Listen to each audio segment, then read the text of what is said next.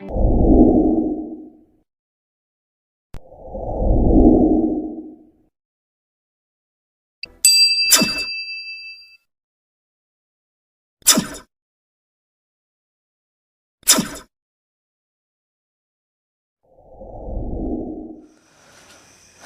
साथियों, मैं अमर कुमार आप तमाम लोगों का अपने YouTube चैनल MSc पर हार्दिक स्वागत करता हूं। साथियों, आज के क्लास में हम लोग आर्टिकल्स के बारे में चर्चा करने वाले हैं। इसके विषय में हमने पिछले वीडियो नाउन के वीडियो में चर्चा किया था।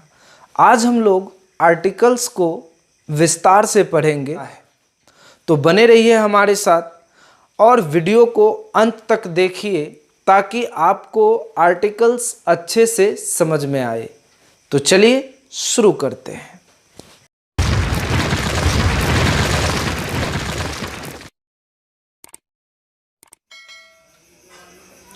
आइए समझते हैं आर्टिकल्स को। देखिए, आर्टिकल्स को दो भागों में बांटा गया है। पहला हो गया आपका इंडेफिनिट आर्टिकल्स और दूसरा हो गया डेफिनिट आर्टिकल्स। इंडेफिनिट आर्टिकल्स के अंतर्गत ए और एन को रखा जाता है, जबकि डेफिनिट आर्टिकल्स के अंतर्गत द को रखा जाता है। साथियों, बारी बारी से हम इन सबों के विषय में जानेंगे। सबसे पहले ये जानते हैं इंडेफिनिट आर्टिकल के अंतर्गत ए और एन के प्रयोग को। सबसे पहले ये हम जानेंगे कि इस ए को किस जगह अ उच्चारण किया जाता है और किस जगह ए उच्चारण किया जाता है। सबसे पहले इसके साउंड के विषय में जानेंगे, इसका उच्चारण को जानेंगे। आइए समझते हैं इसको। जब किसी वाक्य के बीच में ए अकेला आवे या फिर किसी शब्द या वर्ड के पहले ए अकेला आवे तो उसका उच्चारण साउंड अ होगा। जबकि किसी शब्द यानी वर्ड के बीच में ए आवे तो उसका उच्चारण साउंड ए होगा। ए होगा। अब आप समझने का कोशिश कीजिए एग्जाम्पल के जरिए। जैसे देखिए, Prashant is a student, Raju is a teacher. उसी तरह से यू आर अ पोस्टमैन। जैसे Kanchan is a housewife. उसी तरह से दिस इज अ बॉय। जरा इसको समझने का कोशिश कीजिए। जो यहाँ लिखा है जब किसी वाक्य के बीच में ए अकेला आवे, ए अकेला आवे। वाक्य के, ये एक वाक्य है, सेंटेंस है, और इस सेंटेंस के बीच में ये ए अकेला आया है, इसलिए इस ए को हम अ बोलेंगे। वहीं अब देखिए थोड़ा सा इसके नीचे में, किसी शब्द या वर्ड के पहले ए अकेला आवे। शब्द या वर्ड के पहले ए अकेला आवे। जैसे देखिए, कहीं पर अगर यदि केवल स्टूडेंट लिखा है, अब इसके पहले ए अकेला आ रहा है, यानी वर्ड के पहले ए अकेला आवे तो उसका उच्चारण साउंड अ होगा।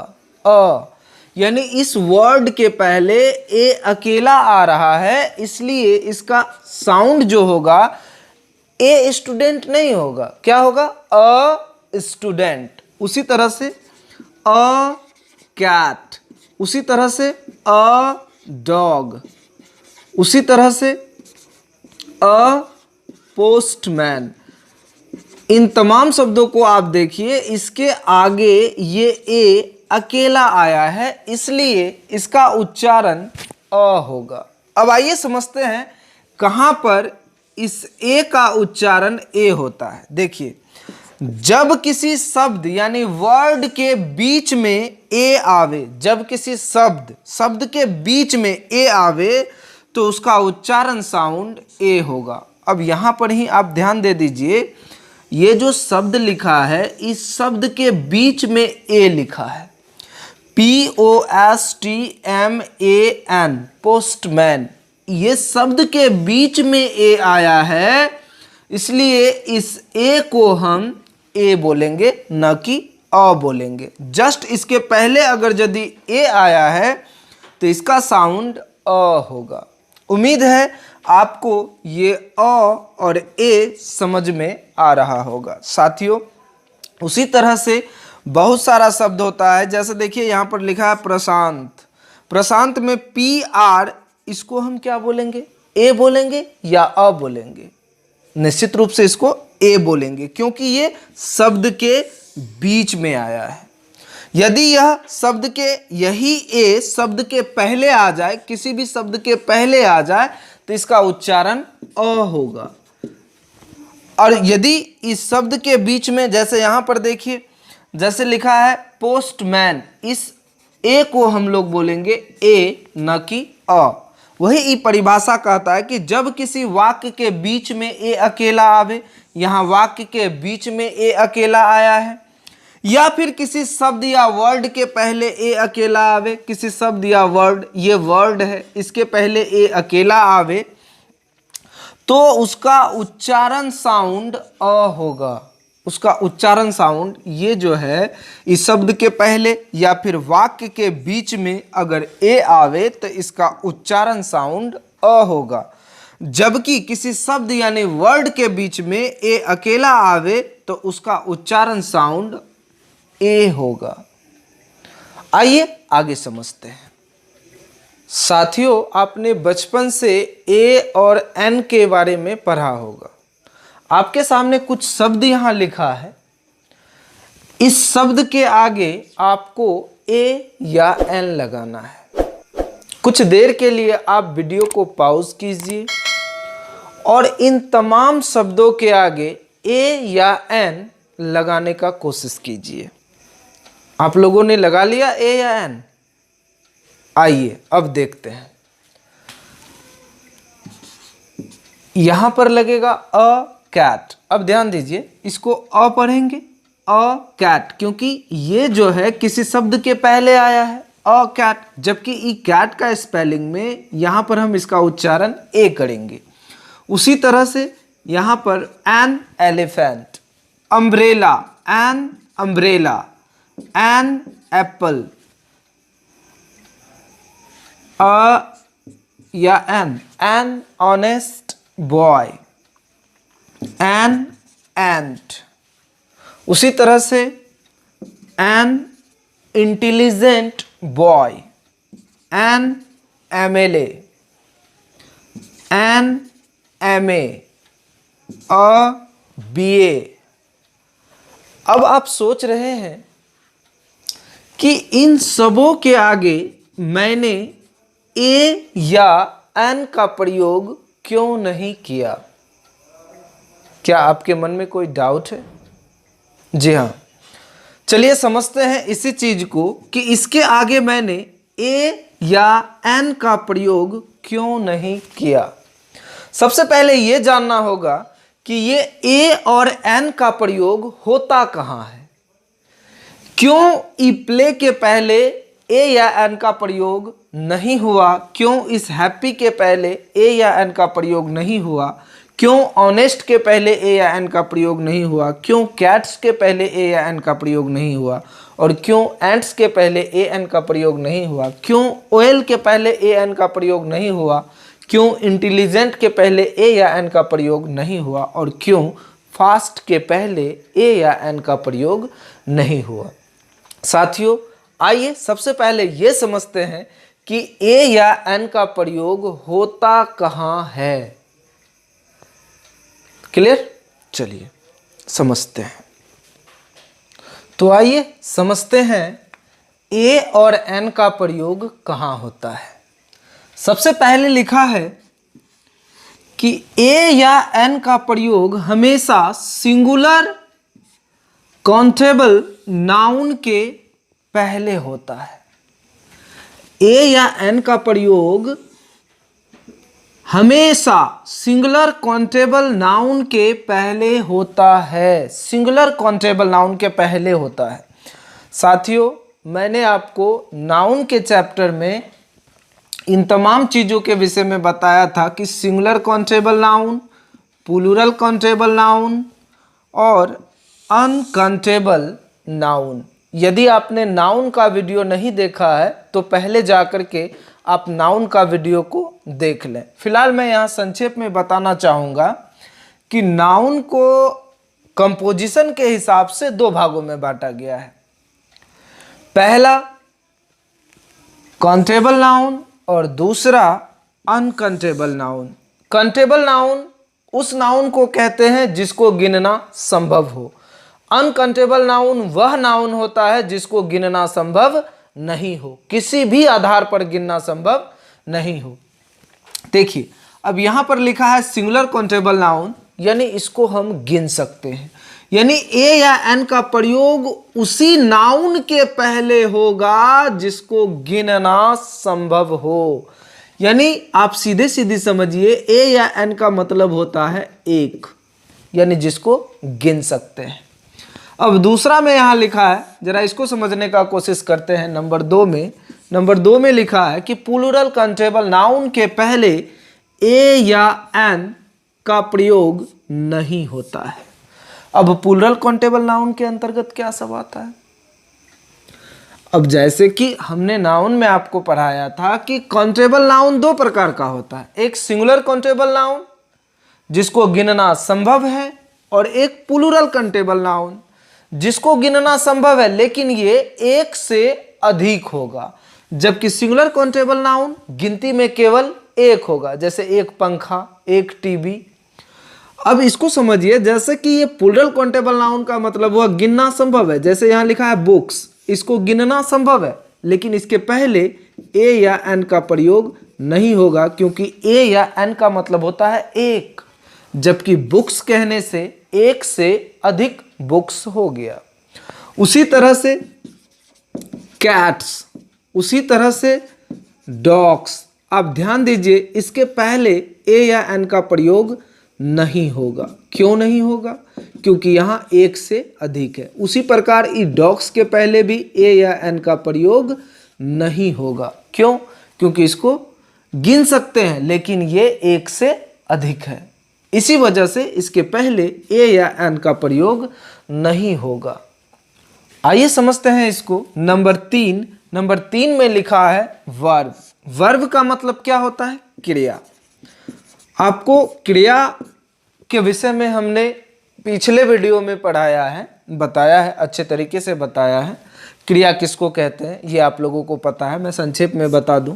क्रिया माना काम, इसके विषय में हमने विस्तार से बताया है। अगर आपने इस वीडियो को नहीं देखा है तो आप जा कर के वर्ब का वीडियो को देख लें, तो फिर आपको क्रिया में किसी प्रकार का कोई कन्फ्यूजन नहीं रह जाएगा। प्यारे साथियों, वर्ब के पहले कभी भी ए या एन का प्रयोग नहीं होता है, क्योंकि इसको गिनना संभव नहीं है, इसको हम गिनती में नहीं लेते हैं। जैसे देखिए गो मन जाना, इसको हम गिनती नहीं कर सकते हैं, इसके पहले कभी भी ए या एन का प्रयोग नहीं होगा। क्लियर? आगे समझते हैं। नंबर चार में लिखा है एडजेक्टिव के पहले ए या एन का प्रयोग नहीं होता है। कहीं पर भी यदि आपको एडजेक्टिव नजर आवे और एडजेक्टिव के पहले आपसे पूछा जाए तो एडजेक्टिव में कभी भी ए या एन का प्रयोग नहीं होता है। जैसे देखिए एडजेक्टिव जो किसी का गुण बताता है, विशेषता बताता है, जैसे ऑनेस्ट। ऑनेस्ट मन होता है ईमानदार, इसको गिनना संभव नहीं है, इसलिए इसके पहले ए या एन का प्रयोग नहीं होगा। उसी तरह से इंटेलिजेंट, आप ध्यान दीजिए, इंटेलिजेंट मन क्या होता है? तेज, इसको भी गिनना संभव नहीं है क्योंकि ये किसी का गुण है, इसलिए इसके भी पहले ए या एन का प्रयोग नहीं होगा। आइए समझते हैं नंबर 5 को, अनकाउंटेबल नाउन। अनकाउंटेबल नाउन का मतलब होता है जिसको किसी भी आधार पर गिनना संभव नहीं हो। अब जिसको किसी भी आधार पर गिनना संभव ही नहीं है तो उसके पहले आप ए या एन का प्रयोग कैसे कर सकते हैं? ए या एन का प्रयोग उसी शब्द के पहले होता है जिसको गिनना संभव है, इसीलिए हमने यहाँ लिखा है कि ए या एन का प्रयोग सिंगुलर काउंटेबल नाउन के पहले होता है। अब जैसे देखिए अनकाउंटेबल नाउन के पहले ए या एन का प्रयोग नहीं होता है, बिल्कुल नहीं होता है, कभी भी नहीं होता है। जैसे देखिए वाटर, क्या आप पानी को गिन सकते हैं? बिल्कुल नहीं, इसलिए इसके पहले ए या एन का प्रयोग नहीं होगा। साथियों उसी तरह से ऑयल, ऑयल माना तेल, क्या आप तेल को गिन सकते हैं? नहीं गिन सकते हैं, इसलिए इसके पहले ए या एन का प्रयोग नहीं होगा। आइए आगे, एडजेक्टिव के बाद नाउन हो तो उसमें ए या एन का प्रयोग होता है। एडजेक्टिव के बाद नाउन हो, जैसे देखिए इंटेलिजेंट, इंटेलिजेंट ये एडजेक्टिव है, एडजेक्टिव के बाद नाउन, जैसे यहां लेते हैं बॉय, इंटेलिजेंट बॉय। अब इसके पहले ए या एन का प्रयोग होगा। साथियों उम्मीद है आपको समझ में आ रहा होगा। इसको थोड़ा और समझने का कोशिश करते हैं। जब भी किसी नाउन के पहले एडजेक्टिव हो या फिर एडजेक्टिव के बाद नाउन हो, जब एडजेक्टिव नाउन से सटता है तो ये दोनों मिलकर के नाउन बन जाता है। देखिए हम इंटेलिजेंट को गिन नहीं सकते हैं, लेकिन इंटेलिजेंट बॉय को आसानी से गिन सकते हैं। जैसे कक्षा में 5 इंटेलिजेंट बॉय है, 6 इंटेलिजेंट बॉय है, 7 इंटेलिजेंट बॉय है। इस तरह से इंटेलिजेंट बॉय को गिनना संभव है, इसलिए इसके पहले ए या एन का प्रयोग होता है जरूरत के हिसाब से। अब आइए थोड़ा सा इसको पढ़ लेने के बाद हम थोड़ा इधर वाले को, अब जो शेष बचा है इस पर चर्चा कर लेते हैं। देखिए जैसे यहाँ क्या लिखा है, प्ले, प्ले मना क्या होता है?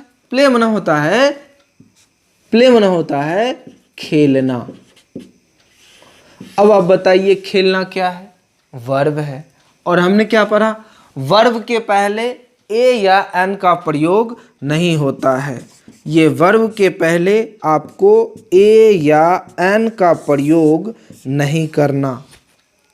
क्लियर? इसीलिए हमने इसके पहले ए या एन का प्रयोग नहीं किया था। आइए आगे समझते हैं। हैप्पी, हैप्पी माने क्या होता है? खुश। अब आप ध्यान दीजिए, खुश क्या है? किसी के अंदर का गुण है, ये एडजेक्टिव है। और हमने आगे क्या पढ़ा? एडजेक्टिव के पहले ए या एन का प्रयोग बिल्कुल भी नहीं होगा। उसी तरह से ऑनेस्ट माना ईमानदार। आप ध्यान दीजिए, ईमानदार क्या है? एडजेक्टिव है, और एडजेक्टिव के पहले ए या एन का प्रयोग बिल्कुल भी नहीं होगा, क्योंकि इसको गिनना संभव नहीं है। हाँ, अगर यदि ऑनेस्ट के बाद अगर कोई नाउन आ जाता, जैसे मैन या फिर गर्ल या फिर boy, honest boy, honest man, तब उसके पहले हम ए या एन का प्रयोग करते, क्योंकि जैसे ही इसके बगल में नाउन आता ये एडजेक्टिव भी नाउन बन जाता। क्लियर? क्योंकि हम ऑनेस्ट को नहीं गिन सकते हैं, लेकिन ऑनेस्ट मैन को गिन सकते हैं, ऑनेस्ट बॉय को गिन सकते हैं। साथियों आगे समझने की कोशिश करते हैं। देखिए जैसे यहाँ लिखा ऑनेस्ट बॉय, इसके पहले हमने एन का प्रयोग किया है क्योंकि इसको गिनना संभव है। उसी तरह से यहाँ देखिए कैट्स, कैट्स माना बिल्लियां, बहुत सारा बिल्लियां हैं। भले इसको गिनना संभव है, लेकिन ए या एन का प्रयोग वही होता है जहां एक हो, लेकिन यहाँ बिल्लियां बहुत अधिक है, इसी कारण इसमें ए या एन का प्रयोग नहीं होगा। आइए देखिए परिभाषा के हिसाब से यहाँ क्या लिखा है।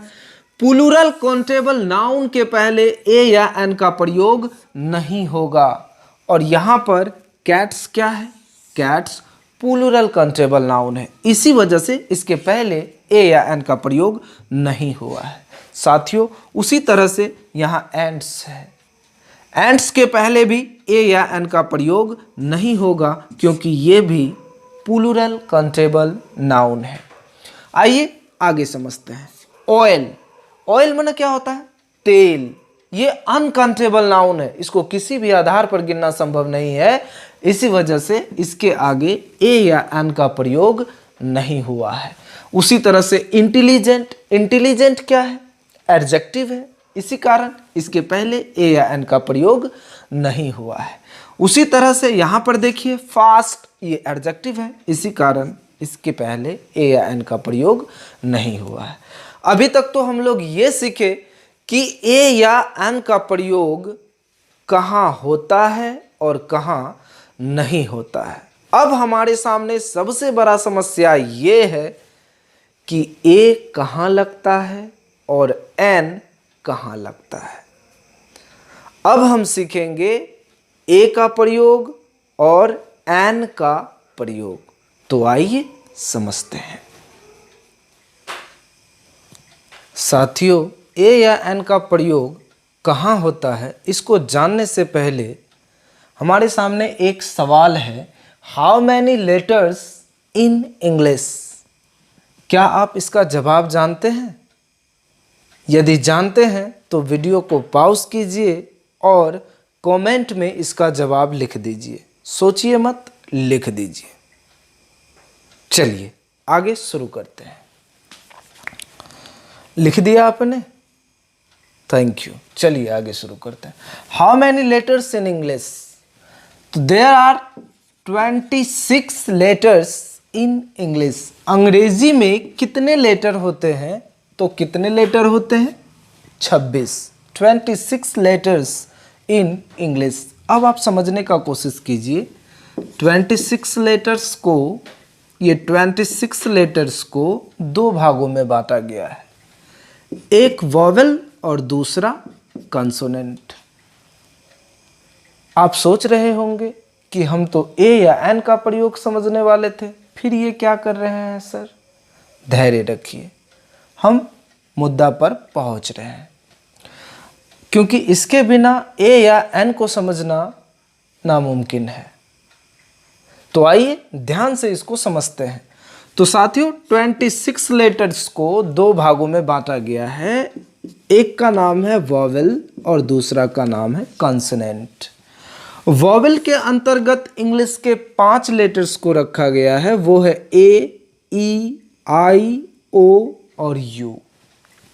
इन 5 लेटर्स को इंग्लिश का वॉवेल्स कहते हैं। ये 5 ए, ई, आई, ओ, यू वॉवेल है, और ये 5 के अलावा जो शेष 21 हमारे सामने उपलब्ध है, ये कॉन्सोनेंट है। अब आपसे पूछा जाए वॉवेल कितना है? 5। कौन कौन? ए, ई, आई, ओ, यू। और कॉन्सोनेंट कौन क्या है?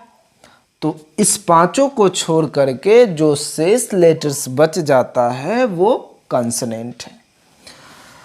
यहाँ पर देखिए, ये हिंदी में हमने लिखा है अ, आ, हर्षई, दुर्गई, हर्षौ, दुर्गऊ, ए, ओ, औ, इसी तरह से और। तो समझने का कोशिश कीजिए, ये जो शब्द है ये हिंदी का वॉवेल है।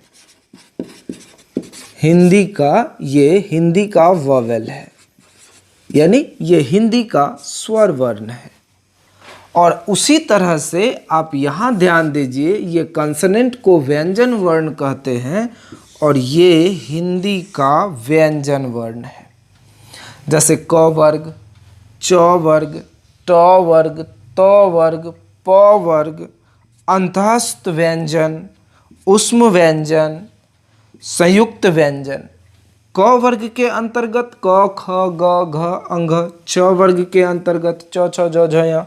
उसी तरह से ट वर्ग, उसी तरह से त वर्ग, उसी तरह से प वर्ग, उसी तरह से इन तमाम चीज़ों को आप ध्यान से एक मर्तबा देख लीजिए। अब आप समझने का कोशिश कीजिए। आपने शुरू से यही पढ़ा होगा कि जो भी अंग्रेजी का शब्द ए, ई, आई, ओ, यू से शुरू हो उसके पहले एन का प्रयोग होता है, और जो भी शब्द इन सबों से शुरू हो उसके पहले ए का प्रयोग होता है। साथियों, आपने जो पढ़ा वो बिल्कुल सही था, लेकिन वो ज्ञान अधूरा था। आइए आज उसको पूरा करते हैं। जो भी इंग्लिश का शब्द इन सब से शुरू हो, लेकिन जब उसका साउंड हम करें, जब उच्चारण करें, तो उच्चारण करने के बाद वो हिंदी के वॉवेल से मिलना चाहिए। यदि ये दोनों मैच करेगा तभी हम एन का प्रयोग करेंगे, अन्यथा एन का प्रयोग नहीं होगा। वही कंडीशन इसमें भी आता है। आप जितने भी लेटर्स देख रहे हैं, ये सारे लेटर्स में से जो भी लेटर्स से शब्द शुरू हो, उसका उच्चारण और इसका उच्चारण, दोनों का उच्चारण, इन दोनों का उच्चारण मिलेगा तभी हम ए का प्रयोग करेंगे, अन्यथा नहीं करेंगे। फिर हम क्या करेंगे, आइए समझते हैं इसको परिभाषा के हिसाब से। साथियों ध्यान दीजिए, यहाँ क्या लिखा है, यदि इंग्लिश का कोई शब्द यानी वर्ड AEIOU से शुरू हो तथा उसका उच्चारण यानी साउंड हिंदी के स्वर से मिले, हिंदी के स्वर से मिले, साथ ही साथ वह शब्द सिंगुलर काउंटेबल नाउन हो, सिंगुलर काउंटेबल नाउन हो, तब उस शब्द के पहले एन का प्रयोग होगा। अब आप ध्यान दीजिए, ये शब्द आउल, आउल हम कैसे लिखते हैं, आ से शुरू होता है, इसका उच्चारण आ आता है, आ। अब आप ध्यान दीजिए, यहां पर लिखा है ओ, ये इंग्लिश का वॉवेल है, और यहां पर देखिए आ, ये हिंदी का वॉवेल है। ये दोनों यहां पर आप ध्यान देते हैं तो ये दोनों मैच कर रहा है। जब ये इसका स्टार्टिंग और इसका उच्चारण जब दोनों मैच करे तब हम यहाँ पर एन का प्रयोग करेंगे, अर्थात यहाँ क्या लगेगा, एन लगेगा। उसी तरह से अम्ब्रेला, अ से शुरू हुआ है, अम्ब्रेला अ से शुरू हुआ है, इसलिए इसके पहले क्या लगेगा, एन, क्योंकि ये यू से शुरू हुआ है, ध्यान दीजिए, और इसका उच्चारण भी अ से मिलता है, इसीलिए इसके पहले एन लगेगा। उसी तरह से एलिफेंट, ध्यान दीजिए, ए से शुरू हुआ है इसका उच्चारण, और ये दोनों मैच कर रहा है, जब दोनों मैच करे तब हम एन का प्रयोग करते हैं। उसी तरह से एन, एंट, क्यों, क्योंकि इसका भी उच्चारण एंट ऐसे होगा, एंट। अब आप ध्यान दीजिए, दोनों मिल रहा है, एंट ये और ये दोनों मैचिंग कर रहा है, इस वजह से इसके आगे भी एन लगा। साथियों उसी तरह से यहाँ पर इग है, इग ई से शुरू हो रहा है, ये ई से शुरू हो रहा है, इसलिए इसके पहले एन। अब आपको ध्यान ये देना है, आप इंग्लिश को भूल जाइए, आप ये जो इंग्लिश लिखा है आप इसको भूल जाइए। आपको याद रखना है इस हिंदी को, जो भी शब्द का उच्चारण इस सब में से किसी से हो, इस सब में से किसी से हो, तो उसके पहले आपको एन लगाना है, और यदि किसी शब्द का उच्चारण ये सब में से किसी में हो तो आपको ए लगाना है। क्लियर? अब आप समझिए, यहां पर इसका उच्चारण आउल है, आ से इसका शुरुआत हुआ है, और आ से यदि शुरुआत हो तो इसके पहले एन लगेगा। उसी तरह से अम्ब्रेला है, अ से शुरू हुआ है इसीलिए एन लगा। एलिफेंट ए से शुरू हुआ है इसीलिए इसमें एन लगा। ए से शुरू हुआ है इसीलिए इसमें एन लगा। इग ई से शुरू हुआ है इसीलिए इसमें एन लगा। अब आप ध्यान दीजिए, ये तमाम शब्दों को जो आप देख रहे हैं, ये सारे के सारे शब्द सिंगुलर काउंटेबल नाउन है। आप इसको गिन सकते हैं, आउल को आप गिन सकते हैं, अम्ब्रेला को आप गिन सकते हैं, एलिफेंट को आप गिन सकते हैं, एंट को आप गिन सकते हैं, इग को आप आसानी से गिन सकते हैं, और ये सारे के सारे एक है, इसलिए इसके पहले काउंटिंग का ये शब्द आर्टिकल लगा है। आइए अगला समझते हैं। देखिए क्या लिखा है, यदि इंग्लिश का कोई शब्द यानी वर्ड कॉन्सोनेंट से शुरू हो, इंग्लिश का कोई भी शब्द कंसोनेंट से शुरू हो लेकिन उसका उच्चारण हिंदी के स्वर से मिले, हिंदी के स्वर से मिले, स्टार्ट कंसोनेंट से हो लेकिन उच्चारण अगर यदि स्वर से मिले, हिंदी के स्वर से मिले, साथ ही साथ अगर यदि वह सिंगुलर काउंटेबल नाउन हो तो उसके पहले एन का प्रयोग होता है। अब ध्यान दीजिए, जैसे यहां देखिए HOUR, अगर आप इंग्लिश के हिसाब से चलेंगे, यहां H है तो आप A लगा देंगे, जो कि गलत हो जाएगा, क्योंकि मैंने कहा इसका और इसका दोनों का उच्चारण मिलना चाहिए। अगर नहीं मिलता है तो ये गलत हो जाएगा। इसीलिए हमने कहा कि आप इंग्लिश को भूल जाइए बिल्कुल भी और हिंदी से काम चलाइए। कैसे काम चलाएंगे? अब देखिए इसका उच्चारण क्या हो रहा है, आवर, आ से शुरू हो रहा है और आ किस में आता है, इसमें आता है, इसलिए इसके पहले क्या लगेगा, एन लगेगा। अब इसको देखिए, ये एम से शुरू हुआ है, अगर आप इंग्लिश के हिसाब से चलेंगे तो यहाँ एम है, एम है, आप एम देख करके ए लगा देंगे, जो बिल्कुल गलत होगा। मैंने क्या कहा, आप इंग्लिश को बिल्कुल भूल जाइए, इसको भी आप भूल जाइए, आप केवल हिंदी को याद रखिए। अब जैसे देखिए MLA, अगर हम इसको लिखना चाहें तो MLA ऐसे लिखेंगे। अब देखिए M A से शुरू हुआ है, ए किसमें है, इसमें है, और इस ये सब शब्द से अगर यदि कोई शब्द का उच्चारण हो, साउंड हो, तो उसके पहले क्या लगाना है, एन लगाना। किसी शब्द का उच्चारण का मतलब ये नहीं कि हम वर्ब में भी लगा देंगे, एडजेक्टिव में भी लगा देंगे, जी नहीं। किसी शब्द का उच्चारण का मतलब ये हुआ कि वो शब्द सिंगुलर काउंटेबल नाउन होना चाहिए, तभी हम उसके पहले एन का प्रयोग करेंगे। अगर यदि उच्चारण आ में से कुछ भी आ जाए, यानी हिंदी का स्वर से उच्चारण हो, तो हम एन का प्रयोग करेंगे। और यदि सिंगुलर काउंटेबल नाउन वाले शब्द का अगर यदि साउंड हिंदी के व्यंजन से आवे, तो हम उसके पहले ए का प्रयोग करेंगे। आइए और थोड़ा आगे समझने का कोशिश करते हैं। जैसे देखिए NCC ऑफिसर, जरा इसका साउंड को चेक करते हैं, NCC।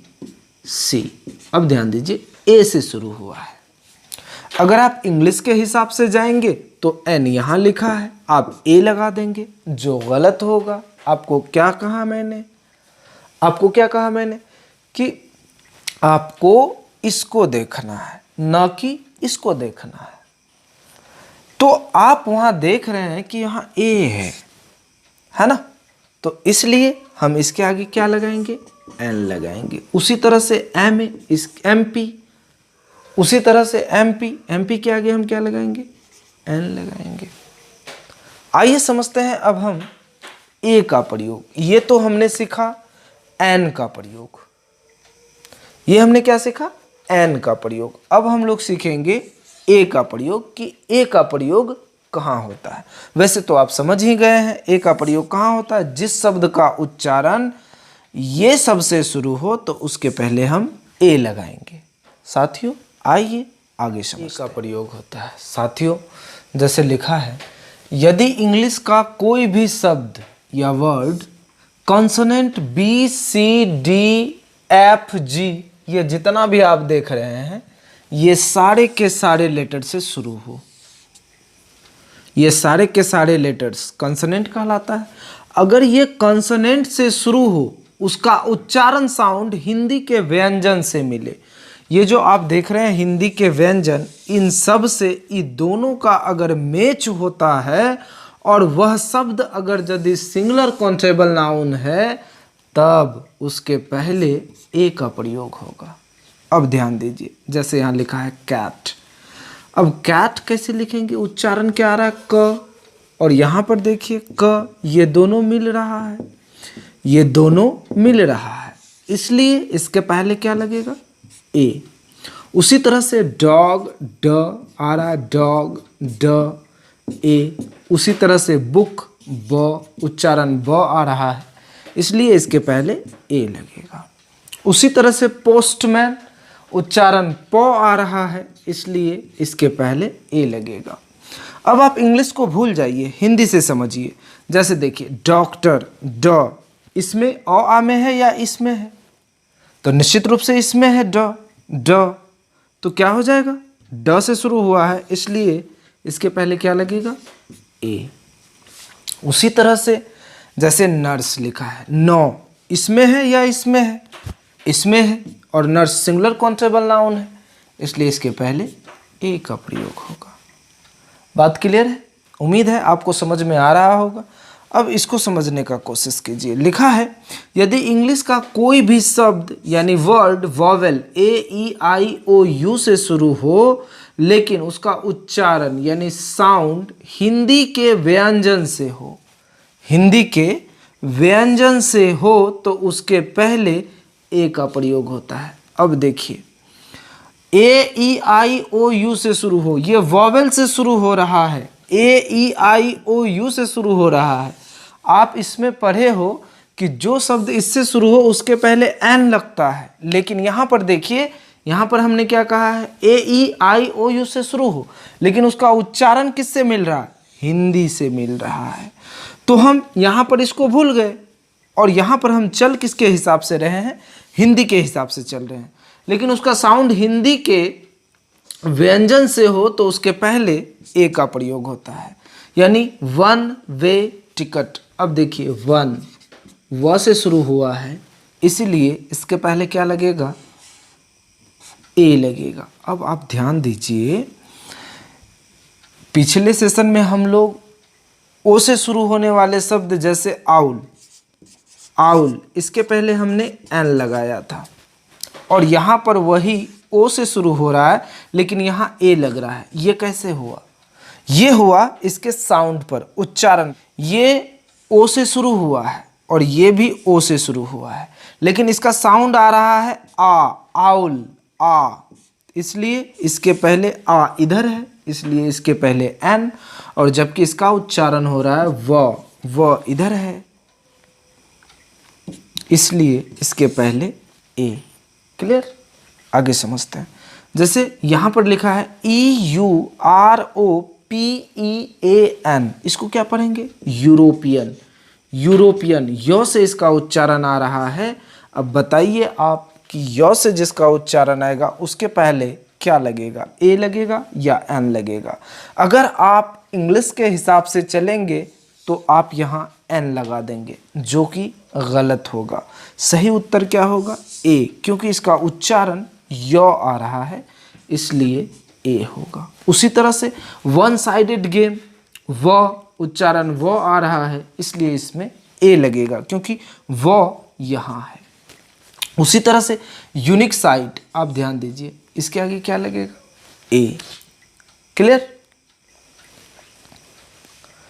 आइए इन शब्दों को हम ध्यान से समझते हैं और इसके पहले ए या एन का प्रयोग करते हैं। बिल्कुल हम इस हिंदी के हिसाब से इसमें ए या एन का प्रयोग करेंगे। जैसे देखिए, सबसे पहला क्या लिखा है? Ink pot. पहले ये बात बताइए, क्या इंक पॉट के पहले ए या एन का प्रयोग होगा? जी हाँ, निश्चित होगा। क्यों होगा?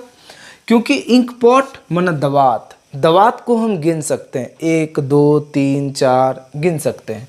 अब आइए, ये तो हमको पता चल गया कि इसमें ए या एन का प्रयोग होगा। अब सवाल ये है कि इसमें ए लगेगा या एन लगेगा। तो आइए, इंक पॉट ऐसे लिखते हैं, इंक, ई से शुरू हुआ। अब आप ध्यान दीजिए, एन लगेगा या ए लगेगा? ध्यान दीजिए, ई से शुरू हुआ है, क्या लगेगा? एन लगेगा। निश्चित रूप से यहाँ हम एन लगाएंगे। उसी तरह से यहाँ एंट है, एंट में क्या लगेगा? एंट, एंट, ए से उच्चारण हो रहा है, इसलिए हम क्या लगाएंगे?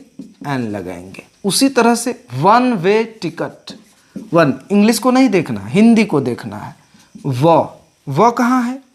यहाँ है, इसके पहले क्या लगेगा? ए लगेगा। हमको इंग्लिश को देखना ही नहीं है। अब देखिए, ओल्ड हाउस, इसमें लगेगा या नहीं लगेगा? ओल्ड, माने बूढ़ा या पुराना, ये हाउस के हिसाब से यहाँ पुराना। तो पुराना एडजेक्टिव है लेकिन इसके बगल में नाउन आया है, इसलिए यह भी नाउन हो गया। अब सवाल ये उठता है कि इसके पहले ए या एन तो लगेगा क्योंकि ये नाउन हो गया है। अब ये मन में सवाल है कि हम यहाँ ए लगाएं या एन लगाएं। हम सोचे कैसे, ओ के हिसाब से या एच के हिसाब से। साथियों, जब भी सोचना है ये इसके हिसाब से, न कि इसके बगल वाले के हिसाब से। इसलिए इसके पहले क्या लगेगा, ओल्ड हाउस। ध्यान दीजिए, ओल्ड, ओल्ड ऐसे लिखेंगे, ओल्ड ओ, तो यहाँ क्या लगेगा, एन लगेगा क्योंकि ओ यहाँ है। अब ध्यान दीजिए, टी, पहले ये निर्णय कर लेते हैं कि इसमें ए या एन लगेगा या नहीं लगेगा। दिमाग लगाइए, बिल्कुल नहीं लगेगा। क्यों? क्योंकि टी माना होता है चाय, और चाय को गिनना संभव नहीं है। ऐसा नहीं कि इसका उच्चारण ट से हुआ टी, ट से हुआ हम ए लगा देंगे, ये गलत हो जाएगा क्योंकि टी को गिनना संभव नहीं है, यह अनकाउंटेबल नाउन है, इसलिए इसके पहले क्या लगेगा, क्रॉस। उसी तरह से इंग्लिश मैन, यहाँ क्या लगेगा, एन लगेगा।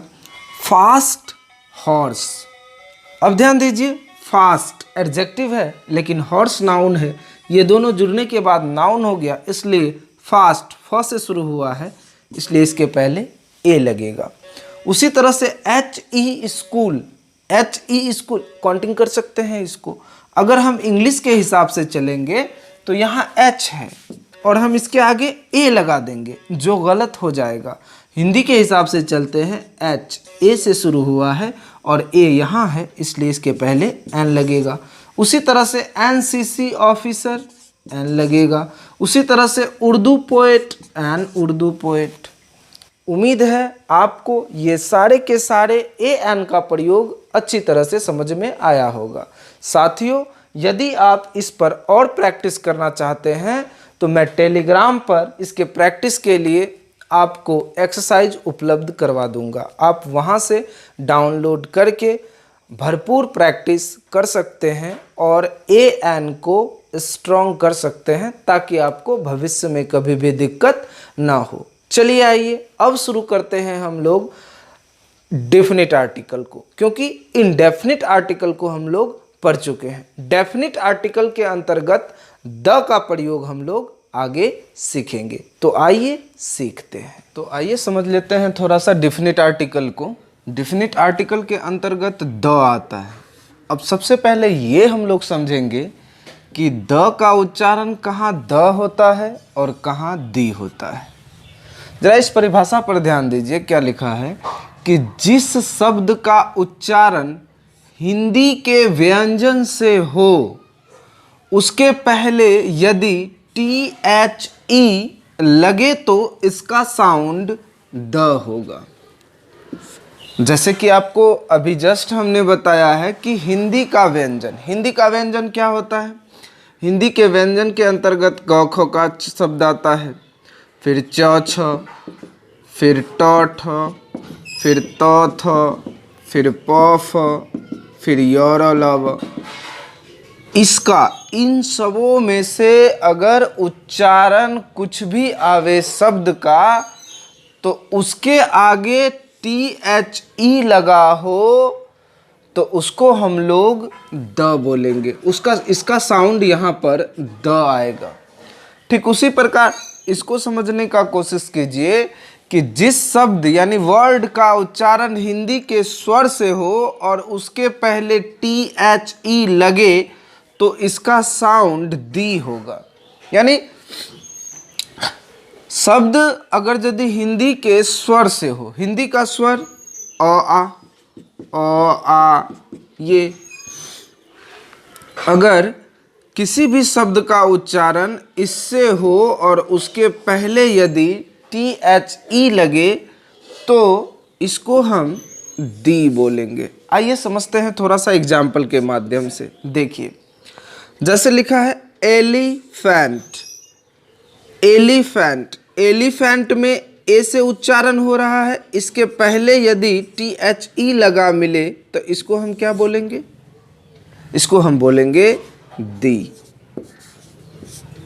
उसी तरह से END, इंड, ई से उच्चारण आ रहा है, इसके पहले THE लगा हो तो इसको हम क्या बोलेंगे?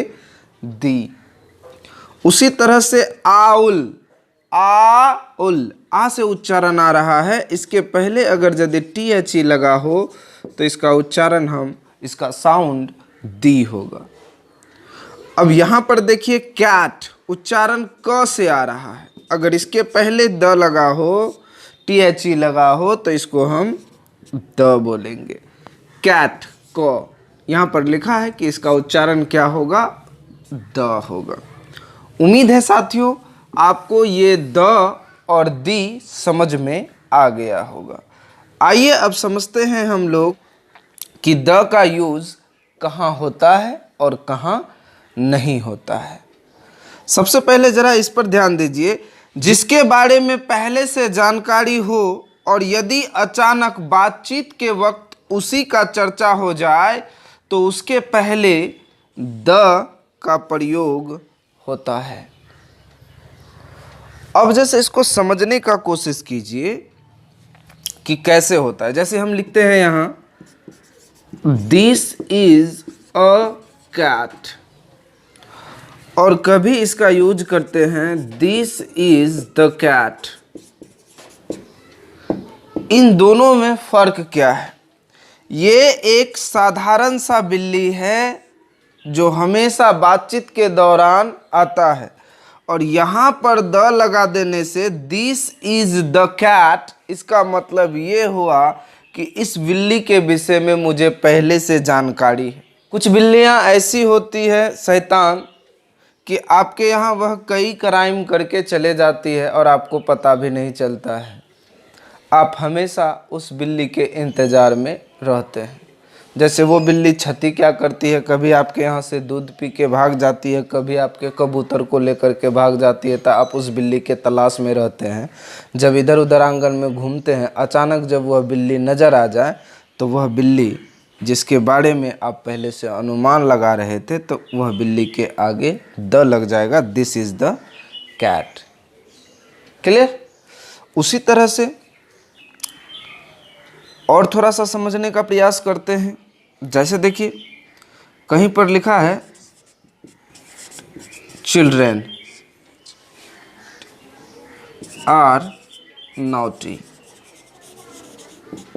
और कहीं लिखा है द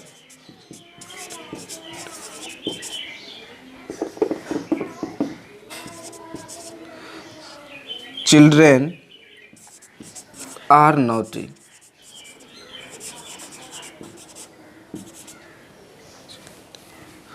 अब आप ध्यान दीजिए इन दोनों शब्दों में, यहाँ लिखा है चिल्ड्रेन आर नॉटी और यहाँ लिखा है द चिल्ड्रेन आर नॉटी। ये दोनों में फ़र्क क्या है? देखिए, अगर यदि इस सेंटेंस का अगर आप हिंदी जानना चाहेंगे तो इसका हिंदी ये होगा कि चिल्ड्रेन आर नॉटी, बच्चे नटखट होते हैं। और यहाँ पर जो द लगा है द चिल्ड्रेन आर नॉटी, इसका मतलब हुआ बच्चे नटखट हैं और होते हैं। अगर कोई व्यक्ति ऐसा बोलता है बच्चे नटखट होते हैं, ये एक अनुमान है, कुछ बच्चे नहीं भी होते हैं। लेकिन द चिल्ड्रेन आर नॉटी कहने से इसका मतलब ये हुआ कि बच्चे नटखट हैं, यानी उस बच्चा के विषय में हमको पहले से सब चीज़ पता है, और जिसके विषय में पहले से सब चीज़ पता हो और उसका चर्चा करे तो उसके पहले हम द लगा सकते हैं।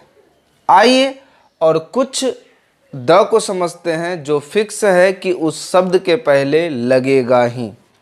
तो आइए अब उसको समझ लेते हैं। साथियों, आपके सामने ये जो सारा शब्द लिखा हुआ नज़र आ रहा है, ये सारे के सारे फिक्स है, द लेता है, यानी इन शब्द के पहले द का प्रयोग करना ज़रूरी होता है। इसके विषय में चर्चा करने से पहले मैं आपको ये कहना चाहता हूं कि अगर यदि आप इसका एक स्क्रीनशॉट लेना चाहें तो ले लें। चलिए आइए अब शुरू करते हैं। ये वो शब्द है जो फिक्स है कि द लेगा। नंबर 1 में लिखा है, समझने का कोशिश कीजिए, कि जो संसार में केवल एक हो। जो संसार में केवल एक हो उसके पहले द का प्रयोग होता है। अब आप अनुमान लगाइए कि संसार में, इस वर्ल्ड में वह कौन सा चीज है जो एक ही है। जैसे देखिए यहाँ लिखा है द अर्थ।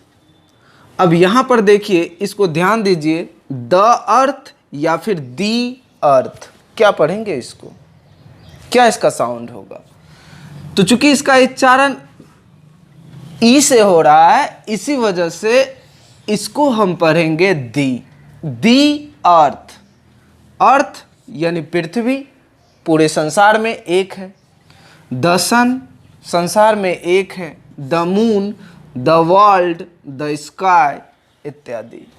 ये वो चीज है जो संसार में केवल एक है, इसीलिए इसके पहले द का प्रयोग हुआ है। आइए समझते हैं नंबर 2 को। नंबर 2 में ध्यान दीजिए, नदियों, पर्वतों, समुद्रों, खाड़ियों, नहरों, ऋतु, ऐतिहासिक भवनों, समुद्री जहाज या फिर जहाज, रेलगाड़ी आदि के नाम के पहले द का प्रयोग होता है। यानी ये जो आप तमाम शब्द देख रहे हैं, इस सब के पहले द का प्रयोग होता है। जैसे नदियों, अब जैसे देखिए द गंगाज, यानी गंगा नदी का नाम है, इसके पहले द लगेगा। इसी तरह से the Kosi, the Sutlej, the Punpun. अब यहाँ पर ध्यान दीजिए, पर्वतों के नाम के पहले, जैसे द हिमालयाज, ये पर्वत का नाम है। द विंध्यांश, ये पर्वत का नाम है। उसी तरह से अब यहाँ पर देखिए खाड़ियों, द ईस्टर्न घाट, यानी कि पूर्वी घाट। अब यहाँ पर देखिए द रेड सी, यानी लाल सागर। द पैसिफिक ओशियन, यानी प्रशांत महासागर। द बे ऑफ बंगाल, यानी बंगाल की खाड़ी। द पनामा कैनल, यानी कि पनामा नहर। उसी तरह से ऋतु, ऋतु के नाम, जैसे द समर सीजन, यानी ग्रीष्म ऋतु। द ताजमहल, ये ऐतिहासिक भवन है। इस भवन का चर्चा इतिहास में होता है, इसी वजह से यह ऐतिहासिक भवन है। जैसे द ताजमहल, द गोल घर, द रेड फोर्ट, ये तमाम चीज के पहले द का प्रयोग होगा। उसी तरह से आगे बढ़ते हैं, ऐतिहासिक घटनाओं के नाम के पहले भी द का प्रयोग होता है। यहाँ छूट रहा है, आप उसको लिख लीजिएगा। ऐतिहासिक घटनाओं, ऐतिहासिक घटनाओं, जो भी है ऐतिहासिक घटना, उसके नाम के पहले भी द का प्रयोग होता है। जैसे देखिए द बैटल ऑफ पानीपत, यानी पानीपत का युद्ध। उसी तरह से द बैटल ऑफ बक्सर, यानी बक्सर का युद्ध। अब यहाँ देखिए जहाज़ों के नाम के पहले, समुद्री जहाज़ों के नाम के पहले, जैसे द टाइटैनिक एक समुद्री जहाज़ है। उसी तरह से द जेट, ये जहाज़ का ही नाम है। अब आइए समझते हैं रेलगाड़ी के नाम। रेलगाड़ी के नाम के पहले द का प्रयोग होता है, जैसे द राजधानी एक्सप्रेस, द शताब्दी एक्सप्रेस, द कैपिटल एक्सप्रेस। उसी तरह से जितने भी एक्सप्रेस ट्रेन हैं, रेलगाड़ी का नाम है, उसके पहले द का प्रयोग होता है। इसी तरह से महाकाव्यों, समाचार पत्र पत्रिकाओं, राजनीतिक दलों, तारीख, पदवी या पद के नाम के पहले द का प्रयोग होता है। जैसे देखिए महाकाव्यों, जैसे the Ramayan, the Gita, the Quran, the Bible.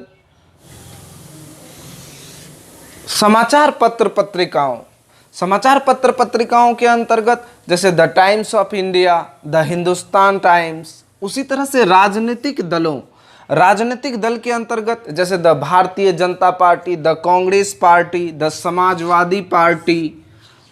अब आगे देखिए तारीख, तारीख के पहले द का प्रयोग होता है। जैसे तारीख, जैसे द 15 अगस्त या फिर द 26 जनवरी, यहाँ जनवरी लिखिए।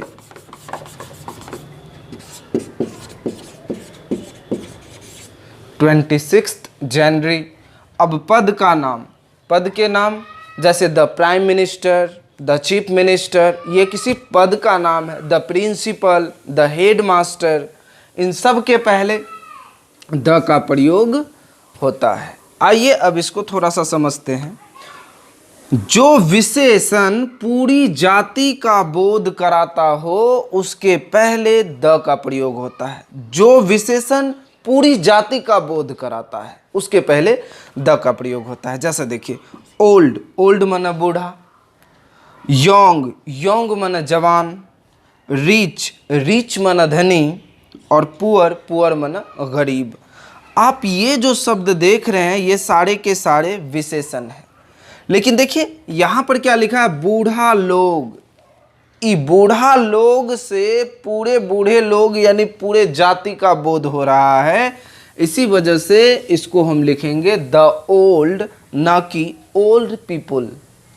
इसलिए द ओल्ड जवान लोग, द यंग अमीर लोग, द रिच गरीब लोग, द पुअर। आइए और आगे समझते हैं। वैसे इस पर ध्यान दीजिए, वैसे देश के नाम जिसमें स्टेट या किंगडम या फिर रिपब्लिक लगा हो उसके पहले द का प्रयोग होता है। यानी ऐसा देश जिसके नाम के बीच में या शुरू में या अंत में स्टेट या किंगडम या रिपब्लिक लगा हो तो उस देश के नाम के पहले द का प्रयोग होता है। अन्यथा किसी नाम के देश के पहले द का प्रयोग नहीं होता है। आइए समझते हैं एग्जाम्पल के माध्यम से। जैसे the United state of America, इसमें ध्यान दीजिए यहाँ लगा है स्टेट्स, इसीलिए इस देश के नाम के पहले द का प्रयोग हुआ। उसी तरह से यहाँ लगा है किंगडम, इसीलिए इसके पहले द का प्रयोग हुआ। यहाँ लगा है Republic, the Republic of Ireland, इसलिए यहाँ द लगा। द यूनाइटेड स्टेट ऑफ अमीरात, यहाँ पर स्टेट्स लिखा है, इसी वजह से इसके पहले द का प्रयोग हुआ। आगे समझते हैं कि किसके आगे द का प्रयोग नहीं होता है। साथियों, किसी भी बीमारी के नाम के पहले द का प्रयोग नहीं होता है। किसी भी भाषा के नाम के पहले द का प्रयोग नहीं होता है। किसी भी व्यक्तिवाचक संज्ञा के नाम के पहले द का प्रयोग नहीं होता है। और किसी भी देश के नाम के पहले द का प्रयोग नहीं होता है। ऐसे कई चीज़ हैं और भी, उसके विषय में हम और विस्तार से ग्रामर में चर्चा करेंगे। और आज का वीडियो हम यहीं पर समाप्त करेंगे, इसी उम्मीद के साथ कि आप मेरे हर एक वीडियो को ध्यान से देखते होंगे और समझते होंगे। आशा करते हैं कि आपको मेरा वीडियो अच्छा लगा होगा। अगर वीडियो आपको अच्छा लगे तो लाइक कीजिए, सब्सक्राइब कीजिए, बेल आइकन को दबाना ना भूलिए और जितना अधिक से अधिक हो सके शेयर कीजिए। इसी उम्मीद के साथ आपसे विदा लेते हैं। तब तक के लिए धन्यवाद।